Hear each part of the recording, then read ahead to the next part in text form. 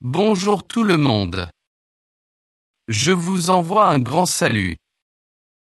J'ai réfléchi et, voyez-vous, peut-être que j'aimerais rendre les vidéos un peu plus intimes en m'adressant directement à l'auditeur. Donc, vous qui écoutez, je vous salue et j'espère que vous y trouverez du plaisir ou de la curiosité. C'est un peu ce que mes collègues n'ont pas dit sur le temps auparavant.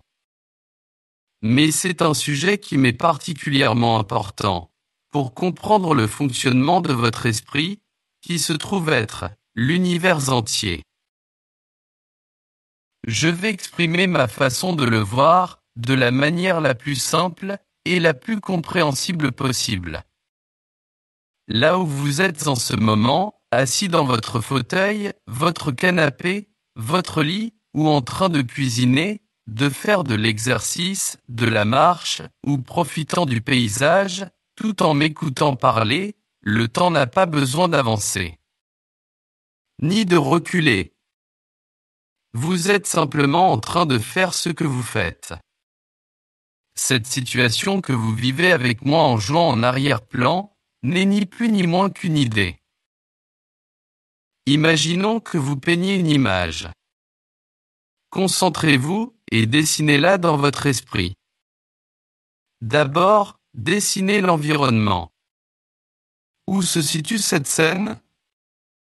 Dans une maison? À l'extérieur? Puis, ajoutez les informations suivantes. Est-ce la nuit? Est-ce le jour? Est-ce peut-être le coucher du soleil? Maintenant, commencez à dessiner certains éléments dans cette image. Par exemple, le personnage principal de cette scène. Disons que cette personne est un adolescent qui vit ici depuis 14 ans, depuis qu'il est né. Nous allons dessiner ce porte-clés qu'il a depuis qu'il est petit garçon.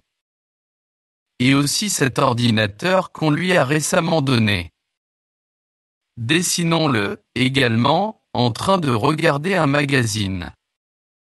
En pensant au jeu qu'il va acheter dans 2 mois.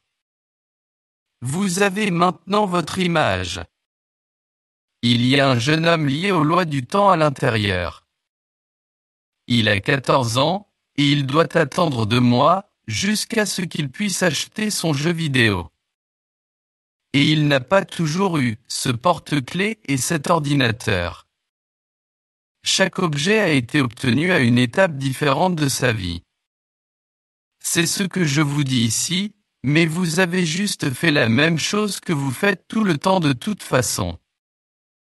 Que le dessin n'avait pas besoin d'exister pendant 14 années pour que cet adolescent ait cet âge. En réalité, tout ce que nous avons capturé dans ce dessin n'est rien de plus que des idées, représentées dans un cadre de réalité que nous avons appelé une image. En ce moment, vous avez l'idée que vous avez un certain âge, qu'il vous reste un certain temps pour arriver jusqu'à ceci ou cela. Et que vous emportez avec vous des milliers de souvenirs accumulés tout au long de votre vie. Mais devinez ce que sont toutes ces idées, et ces concepts que vous, d'un plan supérieur, décidez de capturer dans cette image de votre vie, que vous avez décidé d'appeler la réalité, le contexte pour votre personnage. Cela signifie également que le fait même qu'un événement suit un autre événement, et que le cadre se transforme en animation, est également une idée. Une règle pour le jeu dans lequel vous avez décidé que c'est ainsi que vous voulez que ça fonctionne. D'où l'idée que, de votre point de vue, rien n'est réel et tout existe. Alors oui, il y a une certaine perception de linéarité que vous avez décidé de vous imposer. Pourquoi? Disons simplement que jouer à un jeu vidéo, ou regarder un film, en sautant à la fin, puis au début, puis au milieu, puis les 3/4 du jeu ou du film, et ainsi de suite. Ce n'est pas très amusant, n'est-ce pas? à tel point d'ailleurs que cela n'a absolument aucun sens. Ayant compris cela, et pour finir cette première partie, je vais vous donner une idée de plus. Imaginez maintenant que vous avez fait plusieurs variantes de votre dessin.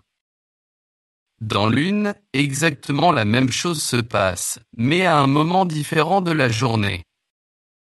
Dans une autre, c'est pareil, mais votre personnage n'a jamais eu cet ordinateur. Et dans une troisième, c'est exactement pareil, mais ça se passe dans un pays différent. Maintenant, à chaque case, ajoutez une valeur ou un code. Simplifions en les numérotant par 1, 2 et 3. Maintenant, je vous pose la question suivante. Que se passe-t-il quand quelqu'un vous demande de voyager sur Terre, où votre personnage doit lui rendre visite? Ils devront spécifier un peu plus de données, car il y a 3 variables différentes dans ce cas. Si vous avez compris cela, alors multipliez maintenant les données, autant de fois que les variables que vous pouvez imaginer. Cela pourra peut-être vous aider à comprendre un peu mieux pourquoi ce n'est pas difficile de faire des sauts dans le temps. Pourquoi le temps n'est pas vraiment linéaire. Et surtout, que toutes les situations temporelles géographiques et circonstancielles que vous pouvez imaginer peuvent être représentées dans des codes qui à leur tour gardent ou représentent cette information contextuelle, ce contexte qui donnera sens et vie à votre peinture. Il y a encore des choses que j'aimerais dire sur ma façon de voir ou de comprendre le fonctionnement du temps. Mais je pense que je vais laisser le sujet ici pour l'instant, afin de ne pas le rendre trop dense. Pour l'instant, je vous laisse avec les questions suivantes, auxquelles j'aimerais que vous réfléchissiez jusqu'à la prochaine fois. Comment fonctionne le temps dans les rêves? Quelle est, selon vous, la différence entre la façon dont le temps fonctionne dans les rêves et cette réalité que vous percevez en ce moment? Ce n'est pas à moi qu'il faut répondre. C'est juste à vous d'y penser. Merci beaucoup de m'avoir écouté. J'espère que cela a été agréable pour vous. À très bientôt. Dzael, de Hera.